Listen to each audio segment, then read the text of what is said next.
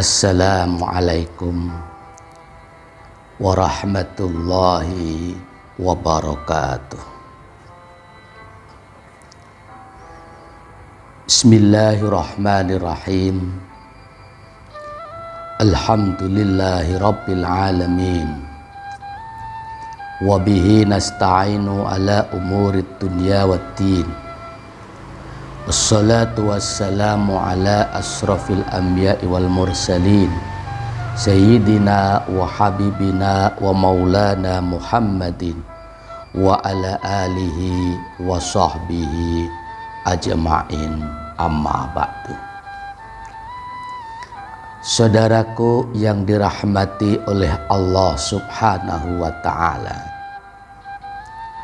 junjungan kita Rasulullah sallallahu alaihi wasallam bersabda,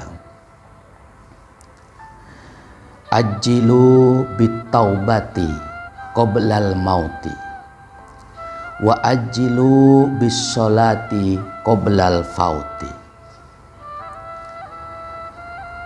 Ajilu, bersegeralah kalian semuanya, segera bitaubati, dengan bertaubat, qoblal mauti, sebelum datangnya kematian, wa ajilu, dan bersegeralah kalian semuanya, bisolati, dengan menjalankan ibadah sholat, qoblal fauti, sebelum habis waktunya.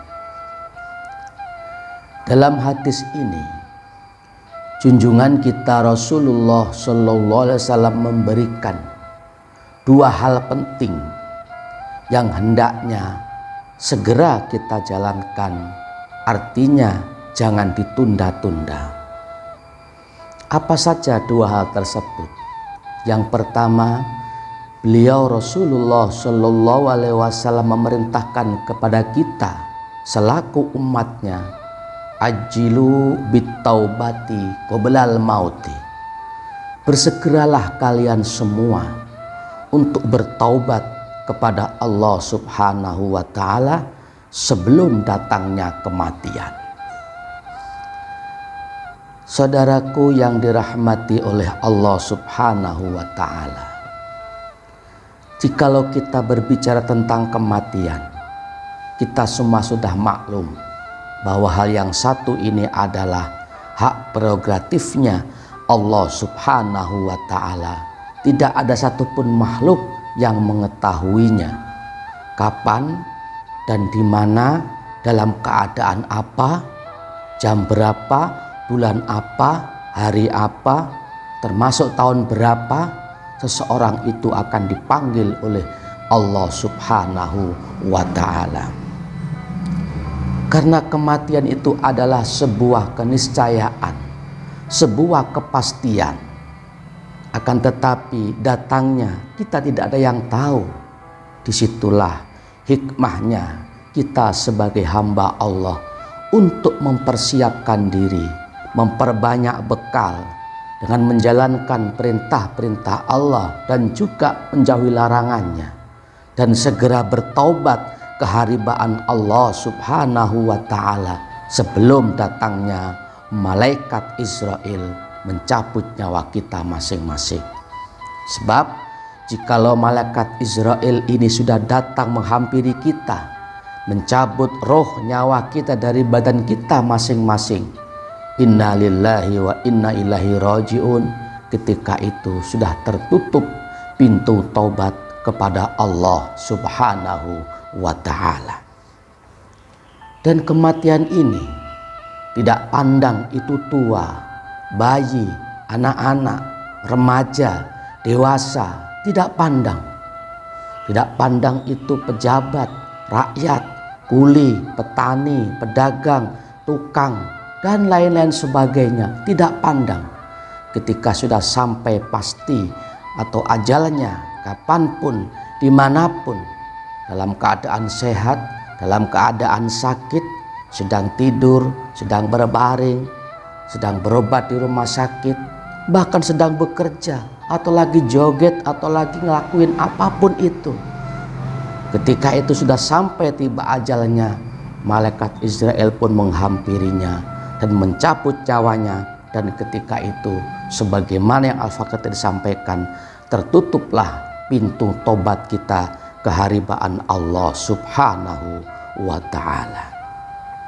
Dengan demikian, sebelum kita menyesal di akhir nanti, mari sama-sama kita bertobat kepada Allah Subhanahu wa Ta'ala, beristighfar kepada Allah, memohon ampun kepada Allah, menyesali akan perbuatan-perbuatan buruk, kemaksiatan-kemaksiatan yang telah kita jalani selama ini, mumpung nyawa masih ada dalam jasad kita. Ini yang pertama, pesan atau perintah baginda Rasulullah SAW, ajilu bitaubati qoblal mauti. Segeralah bertobat kepada Allah sebelum datangnya kematian. Kemudian yang kedua, yaitu wa'ajilu bis-sholati qoblal fauti. Bersegeralah kalian semua untuk menjalankan ibadah sholat sebelum habis waktunya.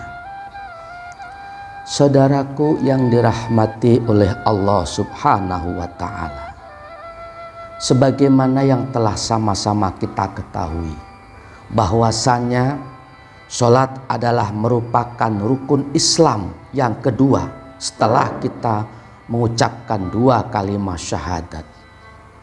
Dan sholat ini adalah merupakan pokok dari segala macam ibadah atau perintah-perintah Allah. Artinya apa? Ketika kita menjadi seorang muslim, ketika kita sudah beriman kepada Allah Subhanahu wa Ta'ala, maka kewajiban sholat 5 waktu ini wajib hukumnya bagi kita untuk menjalankannya selama syarat dan juga ketentuan-ketentuannya sudah kita penuhi, semisal seorang tersebut sudah masuk akil dan sudah balik atau disebut dengan mukallaf. Dan ibadah sholat ini adalah menjadi punjer dari segala macam ibadah-ibadah yang lainnya. Artinya apa? Ketika seseorang itu menjadi orang baik, misalkan dia senang berzikir, senang baca Quran, senang bersolawat, gemar bersedekah, ibadah haji, umroh berkali-kali misalkan, tetapi kok tidak sholat di situ, maka kebaikan itu pun akan menjadi sia-sia di hadapan Allah Subhanahu wa Ta'ala. Begitupun kelak ketika kita dihisab oleh Allah yaumil kiamat nanti, ketika kita hendak ditimbang amal perbuatan kita, pertama kali yang ditanya oleh Allah Ta'ala adalah ibadah sholat 5 waktu kita. Bagaimana sholat kita?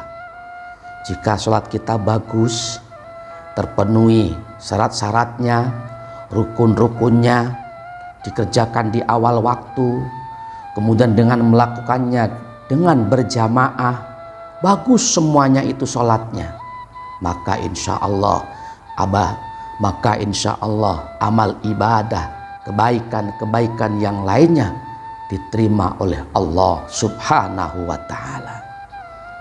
Begitupun sebaliknya, ketika dihisab pertama kali dilihat ibadah sholatnya, ternyata sholatnya di situ buruk. Kadang melakukan sholat, kadang tidak. Ya. Kadang sama sekali tidak menjalankan sholat. Dia Islam, dia memang beriman, tapi sholatnya acak-acakan. Bahkan tidak pernah melakukan sholat sama sekali. Inna lillahi wa inna ilaihi raji'un. Ketika ibadah sholat yang dikoreksi, dihisab buruk, bahkan dia termasuk golongan tarikus sholat, orang yang meninggalkan sholat. Walaupun dia kebaikannya banyak, seperti barusan yang Al-Fakir sampaikan, maka ketika itu tertolaklah semua amal-amal kebaikan yang ia jalankan ketika hidup di panggung dunia fana ini. Na'udzubillah summa na'udzubillah min dzalik. Dengan demikian, kita sebagai seorang muslim jangan sampai kita itu melalaikan ibadah sholat atau meremehkan terhadap ibadah sholat itu sendiri, apalagi sampai berani-beraninya meninggalkan sholat dengan sengaja tanpa udzur syar'i, karena itu masuk kategori dosa besar. Na'udzubillah min dzalik. Saudaraku yang dirahmati oleh Allah Subhanahu wa ta'ala, itulah dua hal yang dipesankan baginda Nabi Agung Muhammad Sallallahu Alaihi Wasallam. Yang pertama, jangan sampai kita itu menunda-nunda taubat sebelum datangnya wafat. Begitupun jangan sampai kita mengulur-ulur waktu sholat, menunda sholat nanti sebelum waktunya habis. Insya Allah, jikalau kita setiap hari bertaubat kepada Allah Subhanahu wa ta'ala, kemudian kita menjalankan ibadah sholat tepat waktu, terutama di awal waktu, dilakukan dengan berjamaah, insya Allah kehidupan kita akan diberkahi dan dirahmati oleh Allah Subhanahu wa ta'ala. Saudaraku yang dirahmati oleh Allah, sedikit yang Al-Fakir dapat sampaikan. Namun demikian, mudah-mudahan ada berkah, ada manfaatnya, dan mudah-mudahan kita semuanya dijadikan oleh Allah Subhanahu wa ta'ala menjadi orang yang ahli taubat dan juga ahli sholat. Amin, amin, ya Rabbal Alamin. Terima kasih atas perhatiannya. Mohon maaf apabila ada salah dan kurangnya. Wallahul muwafiq ila aqwamit thoriq.